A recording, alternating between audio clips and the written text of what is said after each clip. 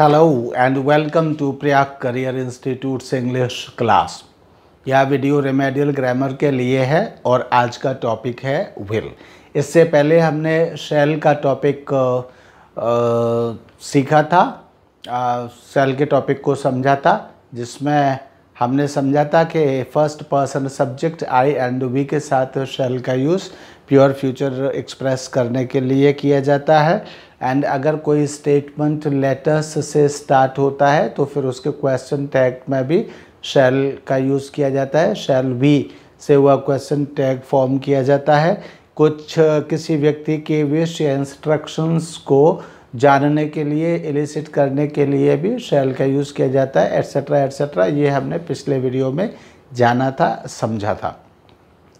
आज का video use of will के साथ में है एंड इसके बाद एक वीडियो और भी आएगा जिसमें हम कुछ विल और शैल के विषय में एक साथ दोनों के विषय में बात करेंगे। आज के there are only 3 topics, means 3 uses in will. One is use of will, one is second person, third person plus will expresses pure future.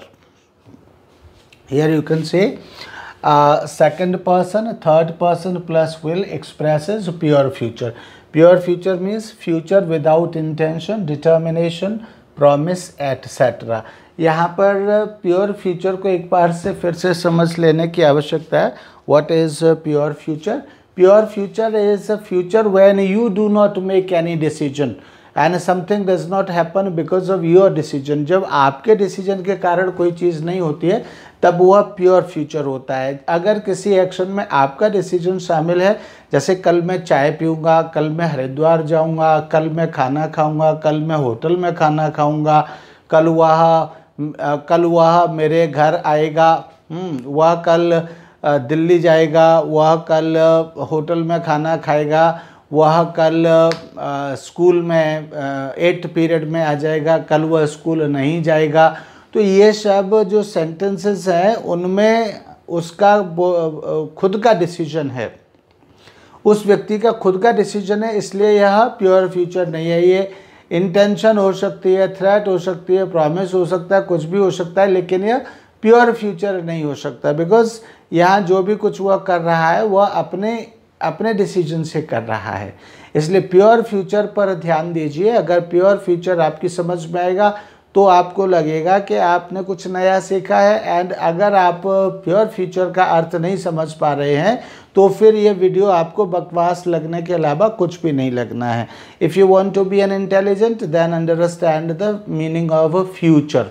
यहाँ फ्यूचर में ही पूरी सीख छिपी हुई है। फ्यूचर, प्योर फ्यूचर में प्योर फ्यूचर क्या है? जब आप अपना कोई डिसीजन, आपके डिसीजन से प्रभावित हुए बगैर चीज़ें चल रही है। जैसे कि इसमें देखिए एग्जाम्पल है, he will be 50 next month. तो the time is passing itself, इसमें 50 का होने में इसका अपना ही का कोई डिसीजन नहीं है। अगर डिसीजन होता तो फिर 50 का क्यों 60 का हो जाता, ये 70 का हो जाता, या कहता नहीं उम्र बढ़ जाएगी, बूढ़ा लगने लगूंगा, तो ये 50 के बजाय 45 का हो जाता। अगर इसका डिसीजन होता तो इसका डिसीजन माना जाता है, चलता। तो इसलिए इसके डिसीजन से नहीं, अगर कोई व्यक्ति जीवित है तो वह हर साल इस तरह से 50 का, 51 का, 52 का, that is the matter of the course, वो होता ही रहेगा। जो इस प्रकार से होता रहता है उसी को हम प्योर फ्यूचर कहते हैं। यही प्योर फ्यूचर को इंडिकेट करने के लिए सेकेंड एंड थर्ड पर्सन के साथ विल का यूज किया जाता है। Next sentence is you will see a statue in front of the building. So अगर कोई statue in front of the building, if there is a statue then it is system, ये पहले से लगा हुआ है। मतलब ऐसा नहीं है कि आप जा करके वह ढूंढोगे, देखोगे। मीन्स अगर आप उधर से जाते हो, निकलते हो, बिल्डिंग के सामने पहुंच जाते हो तो वो स्टैचू आपको automatically itself you will get to see it, अपने आप आपको दिखाई देगा, आपको ढूंढना नहीं पड़ेगा। तो this is a kind of recognition of the building, ये लैंडमार्क है बिल्डिंग का। तो इसलिए this is the pure future. मैं कहता हूँ मैं रेलवे स्टेशन पर जाऊँगा, वहाँ ट्रेन देखूँगा या वहाँ ट्रेन देखने को मिलेंगी, that is a pure future. मैं ट्रेन से जाऊँगा, टीटी मेरा टिकट चेक करेगा, that is the pure future, क्योंकि इसमें आपका कोई डिसीजन नहीं है। आप ऐसे नहीं, आप अगर आपका डिसीजन होगा तो आप कहेंगे कि नहीं टीटी नहीं चेक करेगा, रेल मंत्री आकर के मेरा टिकट चेक करेगा। तो दिस इज ये आपका प्लान या आपके द्वारा डिसाइड इंटेंड किया हुआ हो गया, तो ये इंटेंडेड हो गया, फिर ये प्योर फ्यूचर नहीं रहा। प्योर फ्यूचर क्या है, यह गाड़ी अब गाज़ियाबाद से चल रही है, यह गाड़ी अब अलीगढ़ रुकेगी, तो this is what, this is pure future. मतलब वो एक सिस्टम है। मैं एयरपोर्ट जाऊंगा, एयरपोर्ट पर मैं एयरपोर्ट पर मैं हवाई जहाज़ देखूंगा, दिस इज़ प्योर फ्यूचर। मैं एयरपोर्ट से हवाई जहाज़ पकड़ूंगा, दिस इज़ प्योर फ्यूचर। लेकिन अगर कहते हैं कि मैं एयरपोर्ट पर टैक्सी बुलाऊंगा, तो दिस इज़ इंटेंडेड फ्यूचर। ये आपका अपना डिसीजन है, आपने अपने डिसीजन आप अपना बता रहे हैं, तो इसलिए यह प्योर फ्यूचर नहीं रह जाता है। अगर आप कहते हैं कि मैं हवाई जहाज़, मैं एयरपोर्ट ट्रेन से जाऊंगा, मेट्रो से जाऊंगा, तो ये क्या है, ये आपकी इंटेंशन हो जाती है, ये प्योर फ्यूचर नहीं रहता। मैं का मतलब वह मेट्रो से जाएगा तो भी यह उसका अपना डिसीजन है, इसलिए यह प्योर फ्यूचर नहीं रह जाता है। प्योर फ्यूचर होता है जब आप हवाई जहाज़ में खाना दिया जाएगा या हवाई जहाज़ में खाना मिलेगा, वो लोग हमको खाना देंगे, खाना मैं हवाई जहाज़ में खाऊंगा। क्यों खाएंगे, क्योंकि वो लोग खाना हमको हवाई जहाज़ में देंगे, है ना। तो ये क्या है, वो लोग हमको खाना हवाई जहाज़ में देंगे, they will give us food in aeroplane on the way. तो ये एक प्योर फ्यूचर हो गया। तो इसलिए प्योर फ्यूचर को जितने भी सेंटेंसेस ऐसे हैं जिनमें सेकंड और थर्ड पर्सन के डिसीजन से का उसमें इन्वॉल्वमेंट नहीं है, बल्कि things are taking place on their own due to the matter of course, तब वो फ्यूचर है, तब वो प्योर फ्यूचर है। और उनमें सेकंड और थर्ड पर्सन के साथ हमेशा विल आता है। जैसे कि देखिए यहाँ पर आया है, you will C a statue in front of the building. इसी तरह से यहाँ शैल को यूज़ नहीं किया जाता है। Second thing is note in questions to second and third person takes will not shall. अगर इनका इंट्रोगेटिव भी बनाना है तो भी विल को ही यूज़ किया जाएगा, शैल को यूज़ नहीं किया जाएगा। जैसे for example, when will you or he go home, when will you or he go home, वह या तुम घर कब जाओगे।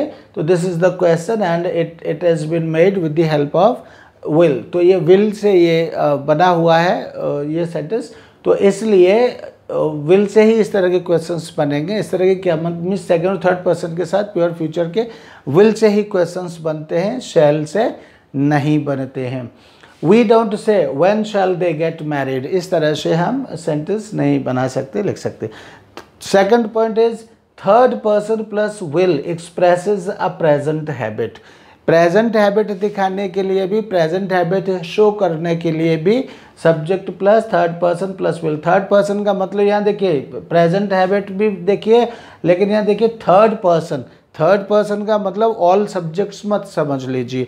आई नहीं समझा जा सकता, वी नहीं समझा जा सकता, यू नहीं समझा जा सकता। केवल क्या समझा जा सकता है, या तो दे और ही, केवल दे और ही, या फिर कोई थर्ड पर्सन आप कुछ भी, किसी का नाम हो सकता है, रवि हो सकता है, महेश हो सकता है, दिनेश हो सकता है, राजू हो सकता है, रवि हो सकता है, शंकर हो सकता है, रचना हो सकता है, रमा हो सकता है, राखी हो सकता है।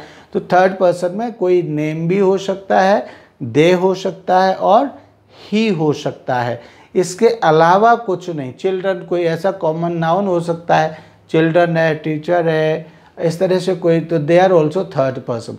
तो इस तरह से ही कुछ हो सकता है, ऐसा आई वी यू या फिर इस तरह से कोई सेकंड और फर्स्ट पर्सन सेकंड पर्सन नहीं हो सकते, ये भी ध्यान देंगे यहाँ। तो थर्ड पर्सन और विल के साथ क्या है, present habit. Present habit means जो हम अभी इस समय रोजाना करते हैं या जिसके विषय में हम बात कर रहे हैं, थर्ड पर्सन जो रोजाना करता है उसको हम प्रेजेंट है, मतलब जो रोजाना की उसकी आदत है उसको हम प्रेजेंट हैबिट कहते हैं। तो प्रेजेंट हैबिट एक्सप्रेस करने के लिए थर्ड पर्सन के साथ विल को यूज़ किया जाता है।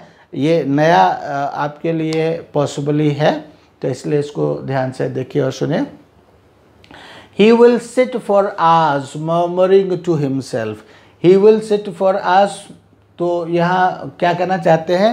He has the habit of sitting hours murmuring to himself, मतलब वो हिंदी में कहते हुए बैठा रहेगा, सोचता रहेगा, पढ़ता रहेगा, लिखता रहेगा, वह बार बार लिखता रहेगा, बार बार पढ़ता रहेगा। तो जो पढ़ता रहेगा शब्द है, तो हिंदी में कहते तो हिंदी में रहेगा है, एंड उसका ट्रांसलेशन क्या है? He will right, he will sit for hours murmuring to himself. तो इस तरह से वह विल के साथ, children will come and throw things here and there, my father will come and eat food, my father will come and eat food, my father will come eat food and go to fields, my father will come eat food and go to work. इस तरह से ये सब क्या है? This are the habits.